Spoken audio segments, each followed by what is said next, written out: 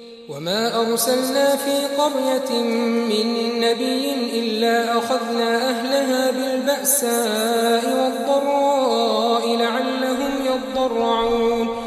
ثم بدلنا مكان السيئة الحسنة حتى عفوا وقالوا قد مس آباءنا الضراء والسراء فأخذناهم بغتة وهم لا يشعرون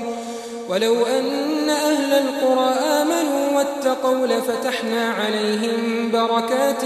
من السماء والأرض ولكن كذبوا فأخذناهم بما كانوا يكسبون أفأمن أهل القرى أن يأتيهم بأسنا بياتا وهم نائمون أو أمن أهل القرى أن يأتيهم بأسنا ضحى وهم يلعبون أفأمنوا مكر الله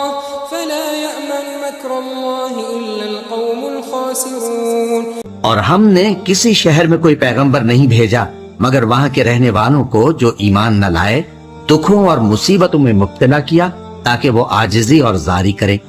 پھر ہم نے تکلیف کو آسودگی سے بدل دیا یہاں تک کہ وہ مال و اولاد میں زیادہ ہو گئے تو کہنے لگے کہ اسی طرح کا رنج و راحت ہمارے بڑوں کو بھی پہنچتا رہا ہے،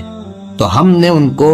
ناگہاں پکڑ لیا اور وہ اپنے حال میں بے خبر تھے۔ اور اگر ان بستیوں کے لوگ ایمان لے آتے اور پرہیزگار ہو جاتے تو ہم ان پر آسمان اور زمین کی برکات کے دروازے کھول دیتے،